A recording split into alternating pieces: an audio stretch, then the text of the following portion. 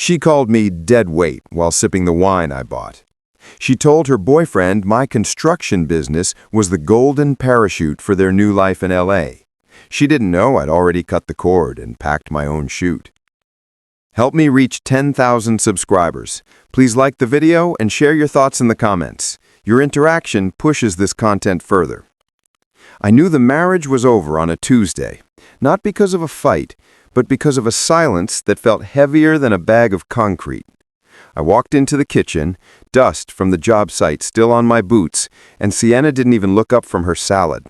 She was typing furiously on her phone, a little smirk playing on her lips that vanished the second I cleared my throat. I placed my keys on the granite island, countertops I had installed with my own hands 3 years ago, and the sound was the only thing living in the room. "Hey," I said, grabbing a water. "How was the showing?" Sienna is, or was, a real estate agent. Mediocre at selling, excellent at networking. "Fine," she clipped, finally locking her screen. "Just a difficult client. Wants a mid-century modern in a colonial budget. You know the type." I knew the type. I built houses for them. But something in her tone was off. It was too rehearsed, too polished. "Who's the client?" I asked, leaning against the fridge. "New guy, Trent, moving here from Chicago," she said, standing up and taking her bowl to the sink. She moved around me like I was a traffic cone, careful not to brush against my work clothes. "I'm heading out. Yoga with Brianna." I watched her leave. She wasn't dressed for yoga. She was wearing the suede boots I bought her for Christmas and enough perfume to choke a department store. I didn't say a word. I'm a builder. I look for structural integrity. And lately, our foundation had cracks big enough to lose a truck in. I wasn't going to chase her. Chasing is for people who don't know when the finish line is. Instead, I went to my home office and did what I do best. I looked at the blueprints, not of a house, but of our life. Bank statements, credit card bills, phone logs. I'm old school. I like paper trails. And Sienna, for all her sophistication, was sloppy. She thought because I worked with my hands, my brain was calloused too. She was wrong. 2 weeks later, the client, Trent, showed up at a barbecue we were hosting. He was a slick guy, wearing a suit that cost more than my first truck, driving a leased BMW that he parked crooked in my driveway. "So, you're the hammer swinger," Trent said, extending a hand that had never seen a day of labor. "Sienna tells me you're a wizard with wood."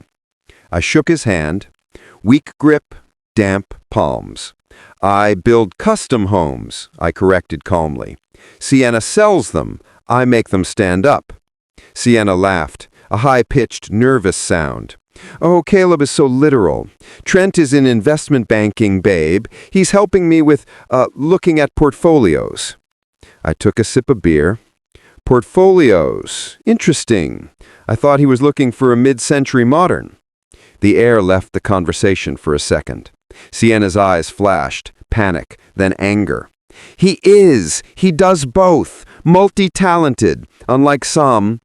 She tried to pass it off as a joke, slapping my arm playfully. But the hit was hard. It was a test. She wanted to see if I'd snap. I didn't snap. I just smiled. The kind of smile that doesn't reach the eyes. "Good for him," I said. "I better check the ribs." I walked away, but I didn't go to the grill. I looped around the back of the house to the garage.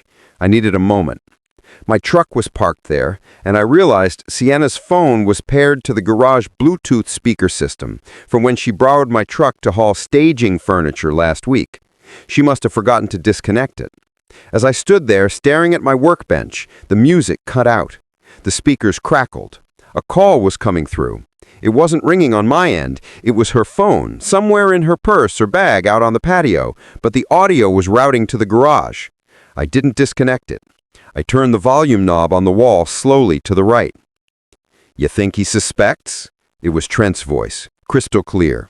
"Caleb, please. He's simple. He thinks about lumber and football. As long as he gets his steak on time, he's happy." He looked at me funny. He looks at everyone funny. "Listen, did you talk to the lawyer about the LLC?" My hand froze on a wrench I was holding. Yeah, if we time the divorce right, after he finishes the spec house in October, the valuation of his company will be at its peak. We can argue that your marketing was essential to the business growth. We can claim half the assets, liquidate, and use that to fund the firm in LA. Sienna laughed. It was the same laugh she used to give me. God, I can't wait to get out of this town. He smells like sawdust and sweat. I need an upgrade. Just keep him calm until October. I'll handle the wifely duties to keep him distracted. You're cold, babe. I'm practical. He's dead weight, Trent. I'm just trimming the fat. The call ended. The Bluetooth disconnected as she likely walked out of range or turned it off. I stood there in the cool air of the garage, surrounded by tools I had used to build the life she was planning to sell for parts. Dead weight, sawdust and sweat. I looked at the wrench in my hand. A younger version of me might have marched out there and wrapped it around Trent's luxury SUV. But anger is expensive. Anger makes you sloppy. I put the wrench back in its outline on the pegboard. I wasn't going to get mad. I was going to get even. And I was going to do it with the same precision I used to frame a roof. I walked back to the party. I flipped the ribs. I handed Trent a beer. So, Trent, I said, my voice steady. Sienna says you're good with numbers. I've been thinking about restructuring my business. Maybe you could give me some advice. Sienna froze mid-sip. Trent puffed up like a peacock. Happy to take a look, Caleb. Always good to help the little guys. Yeah, I said, locking eyes with Sienna. I'd hate to be blindsided by the market. You got to be prepared for everything. That night, I started the project. I didn't sleep in the guest room. I slept in our bed, next to a woman who was plotting to gut me like a fish. When she started snoring, I got up and went to the basement. I opened a new laptop, one I bought cash, one she didn't know existed. I created a new email address, and then I logged into our joint accounts. I didn't move a penny, not yet. Moving money triggers alarms. Instead, I started downloading. PDF after PDF. Every expense she made, every business lunch that was actually a hotel charge, every withdrawal. I saw it all. The dinners at places I couldn't get a reservation for, the staging furniture that was actually jewelry sent to her mother's address. She was bleeding us dry slowly, keeping the balance just high enough that I wouldn't notice the daily drain, saving the big kill for the divorce settlement. She wanted half my business, the business my grandfather started. She wanted to cash out my sweat to buy her way into LA high society with a guy who probably couldn't change a tire. The next morning I woke up before her. I made coffee. I brought it to her in bed. She was surprised, guilt flashing across her face for a nanosecond before the mask slid back into place. "You're up early," she mumbled. I said, "Big day. I've decided to expand, take on that massive project in the Heights. It's risky, lots of overhead, but if it pays off, we're set." Her eyes lit up, not with pride, but with greed. She was doing the math. A bigger project meant a higher valuation in October. "That sounds amazing, honey. You should do it." "I'm going to need to liquidate some liquid cash to buy the materials up front," I lied. "It'll be tight for a few months. Ramen noodles tight, but it's an investment." She sat up and touched my arm. "We can handle tight. Think of the payout." "Exactly," I said. "Think of the payout." I went to work, but I didn't drive to the job site. I drove to a lawyer's office. Not the family lawyer we used for our wills, a shark, a guy named Marcus who had a reputation for destroying people in court. I sat down, placed a USB drive on his mahogany desk, and said, "My wife is planning to rob me in October. I want to make sure that by the time she files, there's nothing for her to take, and I want to do it legally." Marcus smiled. It was a terrifying smile. "Caleb, you've come to the right place, but are you ready to play the long game? You have to live with her for 4 more months. You have to be the perfect, oblivious husband while we move the chessboard." "I build houses, Marcus. I know how to wait for the cement to dry." When I got home that evening, Sienna was in a good mood. She was actually cooking, which usually meant she felt guilty or she wanted something. "I was thinking," she said, chopping carrots with zero technique. For your birthday next month, maybe we throw a huge bash. Invite everyone. Trent says he knows a great caterer. My birthday. The perfect stage. Sure, I said, loosening my boots. Let's do it. Invite everyone. Invite Trent. Really? You usually hate parties. I'm turning a new leaf, babe. I want to celebrate my success, and I want everyone to see how happy we are. She smiled at me, a predator looking at a wounded deer. It's going to be perfect. Yeah, I whispered to myself as I walked to the shower to wash off the sawdust. I turned on the water, letting it run hot. I stood there and let the plan form in my head. 4 months. I had to move the assets into irrevocable trusts, transfer the equipment to a holding company she had no claim on, and document her infidelity to void the prenup clause she thought was ironclad. I had to be boring. I had to be simple. I stepped out of the shower. I started selling my company piece by piece to a shell corporation I owned, right under her nose. Every time she smiled at her phone, I signed away another truck, another mixer, another asset, moving them to safety. She thought I was building an empire. I was building a fortress she couldn't enter. The next 3 months were an exercise in acting. I deserve an Oscar, or at least a solid pat on the back, for the way I played the role of the doting, oblivious husband. Sienna was getting bolder. The late nights at the office became overnight trips to conferences in cities where Trent just happened to have business. I never questioned her. I'd just kiss her forehead, tell her to drive safe, and the moment the door clicked shut, I'd be on the phone with Marcus. The holding company is active, Marcus told me one rainy Tuesday. We've successfully transferred the ownership of the heavy machinery. On paper, Caleb Construction is renting everything from Ironclad Leasing. And guess who owns Ironclad? Me, I said, staring at the rain hitting my office window. Better, Marcus corrected. A blind trust with you as the beneficiary. Even if she digs, she hits a wall. Now, about the house. The house. The one I built with my own hands. The one she wanted to sell to fund her LA dreams. What about it? We can't move the title without her signature. It's marital property. I know. That's why I need her to want to sign it over. And how do you plan to do that? Greed, I said. It's her only weakness. That night, I came home looking defeated. I sat at the kitchen table, head in my hands, a stack of fake overdue notices spread out in front of me. Sienna walked in, fresh from a hair appointment that smelled suspiciously like Trent's cologne. "What's wrong?" she asked, not with concern, but with annoyance. My mood killed her vibe. "The Heights project," I lied, my voice cracking just enough. "We hit a snag. The soil samples came back bad. We need to reinforce the foundation. It's going to cost another $100,000. I don't have the liquidity, Sienna. The bank won't extend a line of credit because the house is already leveraged." She froze. "What does that mean?"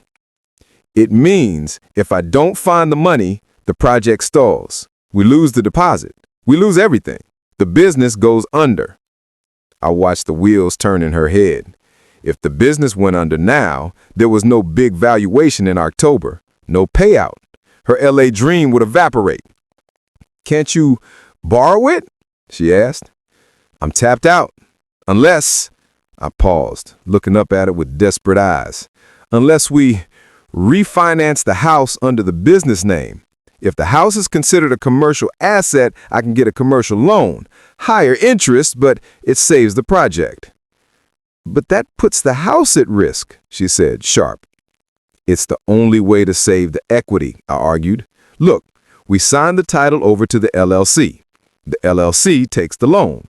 Once the project pays out in October, we pay off the loan, transfer the title back to us, and we walk away with millions. Or we do nothing, and we're bankrupt by next month." It was a gamble, a massive one. But I knew she didn't care about the house. She cared about the money the house represented. She needed the millions in October. She bit her lip. She texted someone, Trent, obviously, under the table. I waited. Finally, she looked up. "Do it! Save the business. We need that payout. 2 days later, she signed the deed. She thought she was saving her future alimony.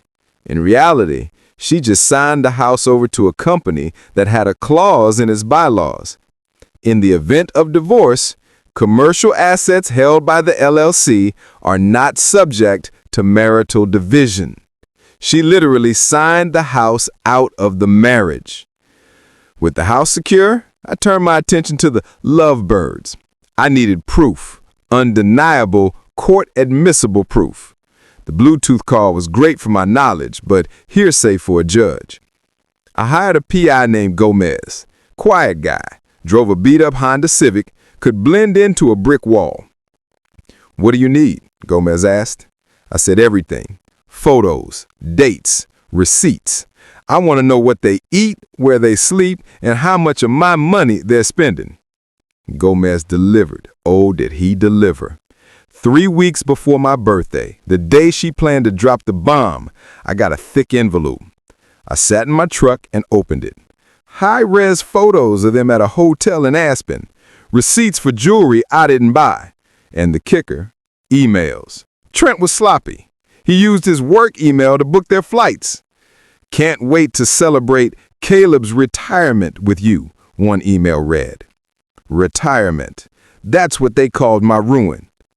I went home that night and found Sienna in the living room looking at color swatches. "For the new condo?" I asked, keeping my voice light. She jumped. "What? No, for the guest room. I was thinking of repainting." "Cool," I said. "Maybe something bright, like sunset orange." She looked at me weird. Sunset orange was the color of the logo of the firm Trent worked for. It was a tiny jab just for me. "Maybe," she said. "By the way, Trent sent the RSVP for your birthday. He's bringing a +1, some colleague." "Great," I said. "The more the merrier." The week of the party arrived. The tension in the house was electric, at least for me. Sienna was floating on air, thinking she was days away from freedom.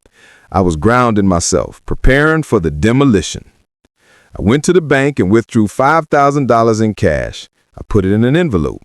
Then I went to see the caterer Sienna had hired. "I want to make a change to the menu," I told the head chef. "Sir, the event is in 2 days. The order is locked." I slid the envelope across the counter. "Unlock it." The chef peeked inside. "What do you have in mind?" "I don't want the fancy canapes Sienna ordered. I want comfort food, sliders, mac and cheese, wings. And for the cake, I want a custom design." I handed him a flash drive. "This image?" the chef asked, eyebrows raised. "Exactly that image, and I want it covered with a layer of white frosting. It needs to look like a plain white cake, but when we cut the first slice, the image needs to be visible inside. Can you do that? Layered printing?" "It's expensive and tricky. There's another $1,000 in there if it's perfect." "Consider it done." The night before the party, Sienna was giddy. She actually hugged me. "It's going to be a night to remember, Caleb," she whispered. "I promise you, Sienna," I said, hugging her back, feeling nothing but the cold resolve in my chest. "You will never forget it." I went to bed and stared at the ceiling. The chessboard was set. My pieces were in position. The king was safe. The queen was about to be taken. I closed my eyes and slept like a baby. The morning of the party, I woke up and put on my best suit. Not the stuffy one Sienna liked, but a custom-tailored charcoal suit that made me look like exactly what I was, a boss. Sienna looked at me, surprised. "You look different." "I feel different," I said. Guests started arriving at 6 p.m. Our backyard was transformed. Fairy lights, white linens, a jazz band. It reeked of pretension. It reeked of her. Trent arrived at 7. He walked in like he owned the place, shaking hands, laughing too loud.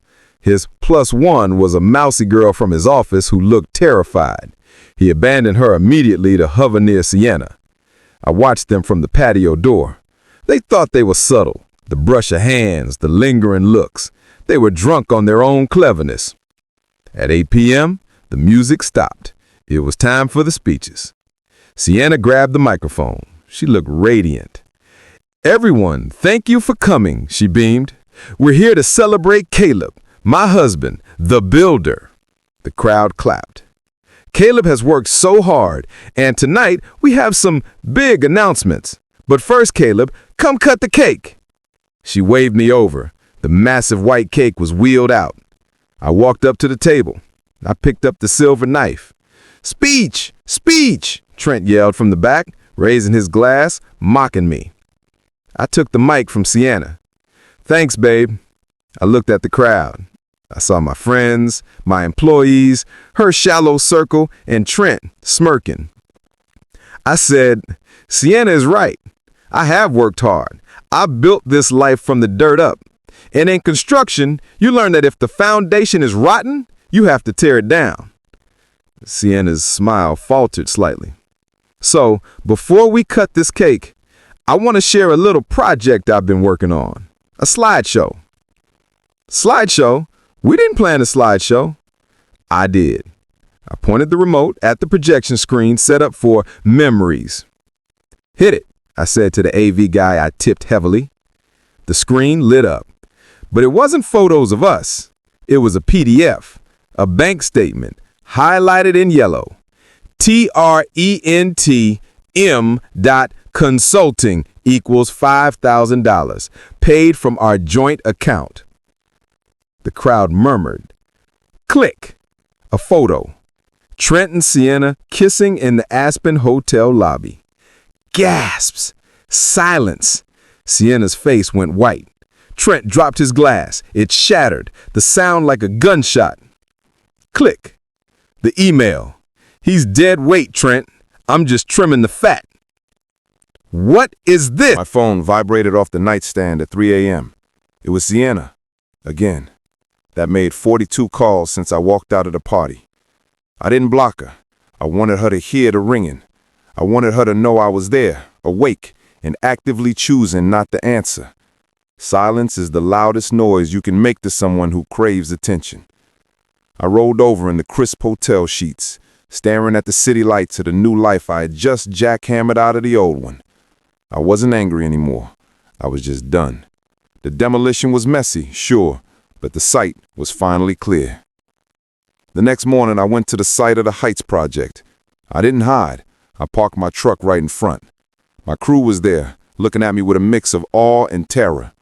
Word travels fast in a small town, especially when you project your wife's infidelity on a 10-foot screen. My foreman, a gruff guy named Rick, just nodded at me. "Coffee's hot, boss," and we locked the date. No visitors allowed. He knew. Rick was a good man. Around noon, my lawyer Marcus called. "Showtime," he said. "She's at my office. She brought a lawyer she probably found on a billboard this morning, and Trent is with her." "Trent?" I laughed. "The guy has nerve, I give him that." "He's not there to support her, Caleb. He's there to save his own skin. Get down here." I walked into the conference room 20 minutes later. The atmosphere was toxic. Sienna looked like a wreck, mascara smeared, eyes puffy, wearing a tracksuit that looked like she slept in it. Trent was in a suit, but he looked sweaty, tapping his foot nervously. When I sat down, Sienna lunged forward. "You can't do this," she screamed. "You froze the accounts. I couldn't even buy gas to get here. I had to ask Trent." I looked at Trent. "Hope you kept the receipt. I'm not reimbursing that." "Caleb, let's be reasonable," Trent started, using his business voice. "What happened last night was unfortunate, but locking assets is illegal during a separation." Marcus cleared his throat. He slid a thick binder across the table. Actually, it's not. You see, Caleb didn't lock marital assets. He secured corporate assets. The account Sienna tried to access belonged to the holding company. She has no authorization. Sienna's lawyer, a nervous guy who looked like he graduated yesterday, piped up. "My client is entitled to half the business. She contributed to its growth." "Contributed?" I asked, leaning forward. "By sleeping with the competition? By siphoning 20 grand into a secret account to fund an LA getaway?" Marcus opened the binder to page 1. "We have forensic accounting proving embezzlement, Sienna. You aren't marketing, you were stealing. In this state, that not only voids your claim to alimony, it opens you up to criminal charges." Sienna went pale. I didn't steal. It was for us. For us, I pointed to Trent. Was he us? Because the hotel receipts in Aspen say otherwise. Trent stood up abruptly. Whoa, hold on. Embezzlement. I didn't know anything about that. I was just consulting. Sienna's head snapped toward him. Trent, what are you doing? Trent fixed his tie, avoiding her eyes. Look, Sienna, I have a reputation. I work in finance. I can't be attached to a fraud investigation. I thought this was a clean break divorce, not a felony case. You told me to do it, she shrieked. You said we needed the capital for the firm. I never said that, Trent lied smoothly. I advised Caleb on his portfolio. You and I, that was a personal mistake, but I'm not going to prison for your sticky fingers. He looked at me. Caleb, I'm stepping out of this. I'll sign whatever affidavit you need stating I had no knowledge of the funds. Just leave my name out of the press. Get out, I said quietly. Trent didn't hesitate. He grabbed his briefcase and walked out the door without even looking at Sienna. The sound of the door clicking shut was the sound of her fantasy world collapsing. Sienna sat there, stunned. The silence stretched. He's gone, Sienna. The money is gone. The LA dream is gone. Now, let's talk about the house. She rallied a little bit of that old arrogance. I'm not leaving the house, Caleb. It's my home. You can't kick me out. I signed a deed, but a judge will overturn it if I was under duress. You weren't under duress, Marcus said. You were under the impression you were saving the business to get a payout. That's not duress, that's greed. And you didn't sign it to Caleb. You signed it to Ironclad Leasing LLC. So what? She spat. So, I said, Ironclad Leasing is a landlord, and you are a tenant who hasn't paid rent. I slid a piece of paper across the table. It was an eviction notice. You have 72 hours to vacate the premises, I told her. If you're not out, the sheriff will remove you. And since you signed the lease agreement, buried in that stack of papers you didn't read because you were texting Trent, you accepted the terms. Immediate eviction upon default. She stared at the paper. Her hands were shaking. Where am I supposed to go? She whispered.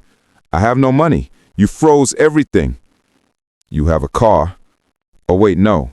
The SUV is leased by the company, too. I'm repossessing that in the parking lot right now. The keys, please. Caleb, stop! She started crying, real tears this time. Please, I'm your wife. We were happy once. Doesn't that mean anything? You can't leave me with nothing. I stood up and walked over to the window, looking down at the street where Trent's car was already long gone. I'm not leaving you with nothing, Sienna. I'm leaving you with exactly what you brought to this marriage. Yourself and the consequences of your choices. I reached into my pocket and pulled out a check. I placed it on the table. This is $5,000. It's a personal loan from me to you. It's enough for a deposit on an apartment and a few weeks of food. Consider it severance pay. She looked at the check like it was an insult. Take it or don't, but I'm done negotiating. I walked out of the office. I took the elevator down to the lobby, walked out into the sunshine, and saw my tow truck driver hooking up her luxury SUV. He gave me a thumbs up. I nodded back. I got into my truck and drove away. I didn't feel happy. Revenge isn't sweet. It's just necessary. It's like removing a tumor. You don't celebrate the surgery. You celebrate the survival. 3 months later, the divorce was finalized. It was a default judgment because Sienna couldn't afford a lawyer to fight the forensic evidence. She moved back in with her parents in Ohio 2 weeks after the eviction. I heard through the grapevine that she's working as a receptionist at a dental office. Trent? He got fired a month later. Turns out, when you send corporate emails about plotting to steal assets, and those emails get forwarded to your compliance department, which I may have done anonymously, you become a liability. Last I heard, he was trying to sell life insurance. As for me, I finished the Heights project. It paid out exactly what I projected. I kept the house, but I gutted it. I tore out the kitchen she hated, the carpets she picked, the walls she painted. I rebuilt it. My style. Open concept, exposed brick, sturdy, real. I was at the hardware store the other day, loading lumber for a new deck. A woman walked by, saw my cart, and smiled. Building something big? She asked. Rebuilding, I corrected her, smiling back. Start fresh, foundation up. Best way to do it, she said. I watched her walk away, then got back in my truck. I checked my phone. A notification popped up from my bank app. Deposit received. The business was thriving. The debt was gone. The dead weight was cut. I started the engine. The radio played an old rock song. I rolled the windows down and drove home. My home. The moral of the story? If you treat a good man like an option, he'll show you exactly how many options he has. And if you try to destroy a builder, make sure you don't hand him the blueprints to your own destruction first.